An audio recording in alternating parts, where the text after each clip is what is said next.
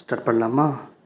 இந்த 21ஆம் நூற்றாண்டில் எல்லாரையும் தாக்குற அடிக்ட் ஆகிற அந்த ஒரு நோய் இவனுக்கு வந்துருச்சு. ஆனால் இது உடம்பை பாதிக்கிற நோய் இல்லை, மாறா மனசை பாதிக்கிற நோய். யா, திஸ் டிசீஸ் கால்டு டிப்ரெஷன். இவனும் எல்லாருமே நார்மலாக தான் இருந்தான், அவன் ஃபேமிலி அவன் கூட இருந்த வரைக்கும். ஆனால் அந்த ஒரு சம்பவம்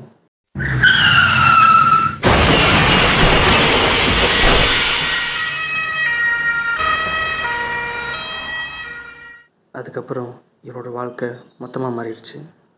திடீர்னு இந்த ஒரு தனிமையை அவனால் ஏற்றுக்கவே முடியல. அதனால் இந்த மாதிரி நேரத்தில் என்ன பண்ணுறதுன்னு தெரியாமல் எடுக்கிற தப்பான முடிவை அவனும் எடுக்க தயாரானான். ஒரு பாட்டில் பாய்சனில் எல்லாத்தையும் முடிச்சலான்னு போகும்போது தான்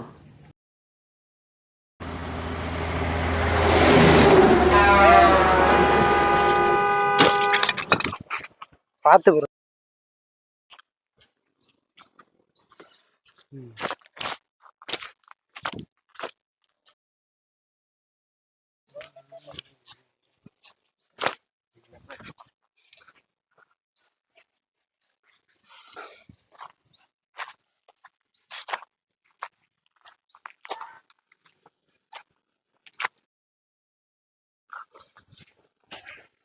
ரொம்ப ஜாலியாக இருக்கீங்க போகிறோம் ப்ரோ.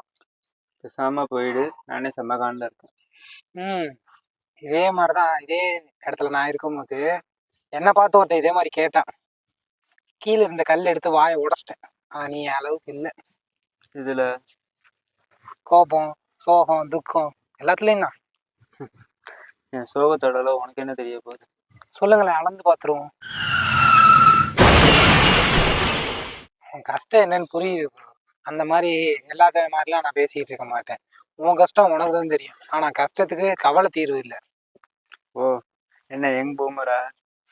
அட்வைஸ் கேட்குற நிலமெல்லாம் நான் இல்லை. அட்வைஸ் இல்லை, அனுபவத்தில் சொல்கிறேன்.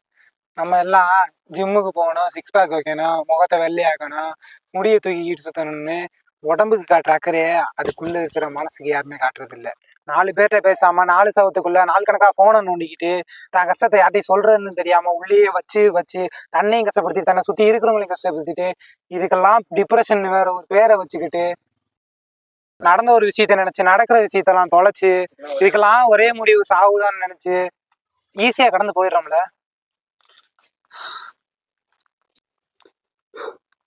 நீ ஏதோ சொல்ற, எனக்கு ஒன்றும் புரியல. இங்க நமக்கு உடல் நலத்தை விட மனநலம் தான் அதிகமாக தேவைப்படுது. மனம் இருந்தால் மாற்றம் உண்டு. புரியல? சிம்பிளா ஒண்ணே ஒன்று மட்டும் சொல்றேன். இதே இடத்துல உங்க அப்பா அம்மா இருந்தா உன்னை இப்படி பார்க்க ஆசைப்பட்டுருவாங்களா? ஆமா அப்படின்னு அவங்க சொல்லுவாங்கன்னா அவங்க ஆசைப்படி நீ வாழு. இல்லை அப்படின்னு சொல்லுவாங்கன்னா உன் இஷ்டம், நான் எதுவும் சொல்ல மாட்டேன். நான் தப்பு பண்ணிட்டேன், நீ பண்ணிடாத. யோசி. அவ்வளோதாங்க. அவன் யார் என்னன்னு தெரிலனாலும் அவன் சொல்கிறதுலேயும் ஒரு வேலிடான பாயிண்ட் இருக்குன்றதை நோட் பண்ணுறான். நம்ம அப்பா அம்மா நம்ம கொடுத்த வாழ்க்கை, அவங்க நம்ம பிள்ளை எப்படி வாழணும்னு நினச்சாங்களோ அப்படி வாழணும்னு முடிவு பண்ணான். சாகலான்னு முடிவு பண்ணி வந்தவன் வாழ்க்கையில் சாதிக்கணும்னு முடிவு பண்ணான். கொஞ்சம் கஷ்டம்தான், பார்த்துக்கலான்னு ரெடி ஆகிட்டான்.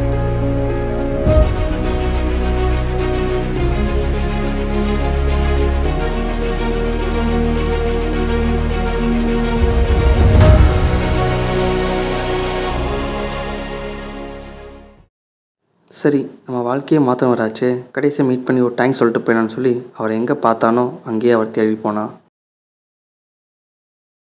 அவன் பார்க்க போன நேரமும் அவனைத்தான். ஆனால் அங்கே அவன் பார்த்தது